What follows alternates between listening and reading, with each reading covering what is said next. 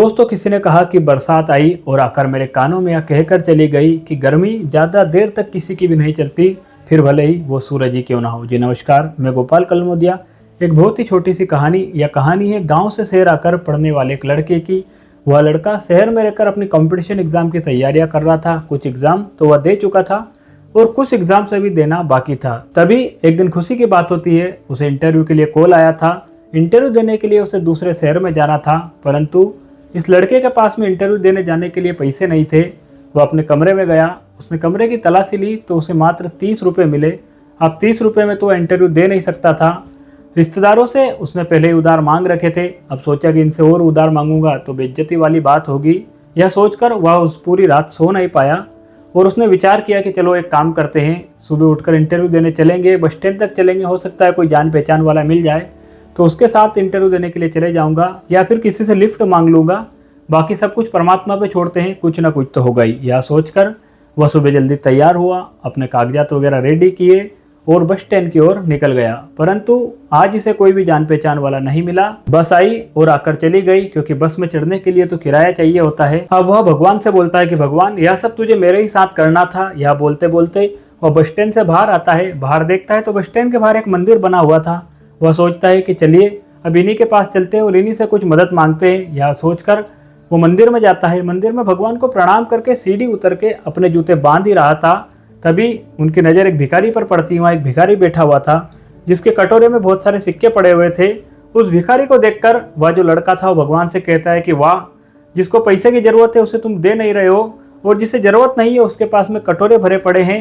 यह सब बातें वह भिखारी सुन लेता है और वह भिखारी यह सारी बातें समझ जाता है और लड़के से बोलता है कि बेटा, तुम कोई परेशानी में हो, यदि कोई परेशानी में हो तो तुम मुझे बताओ, मैं तुम्हारी समस्या हल कर सकता हूँ।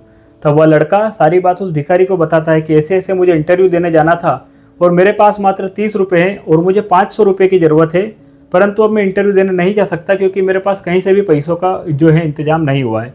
तब वह भिखारी उस लड़के से बोलता है कि बेटा एक काम करो, तुम मुझसे पैसे लेके चले जाओ, मैं तुम्हें पैसे देता हूँ।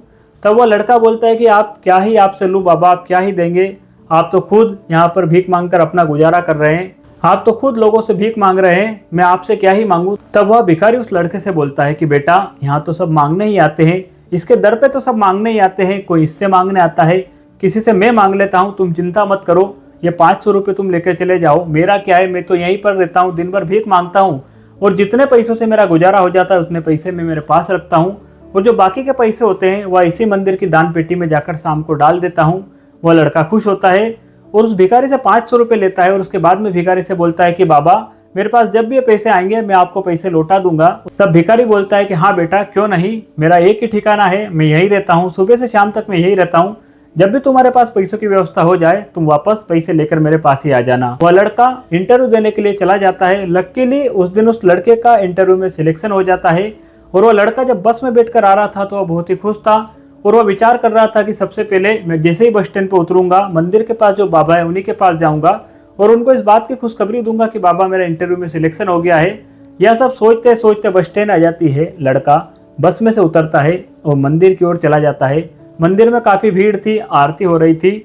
आरती होने के बाद में वह लड़का पुजारी जी से पूछता है कि पुजारी जी, यहाँ पर एक बाबा बैठे रहते हैं जो यहाँ पर ही बैठकर भीख मांगते हैं, वो बाबा कहाँ है, मुझे उनसे मिलना है। तब पुजारी जी बड़ा गहरा विचार करते हैं और उस लड़के को बोलते हैं कि कौन बाबा, मैंने तो आज तक यहाँ पर किसी बाबा को बैठे हुए नहीं देखा, यहाँ तो मैंने कभी किसी भिखारी को देखा ही नहीं, यहाँ कोई भीख नहीं मांगता है।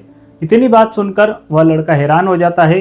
वह कहता है कि नहीं पुजारी जी, मैंने सुबह ही बाबा से 500 रुपये लिए हैं। तब वह पुजारी हंसते हुए बोलते हैं कि बेटा, सब प्रभु की माया है, मैंने तो आज तक किसी भिखारी को यहाँ नहीं देखा।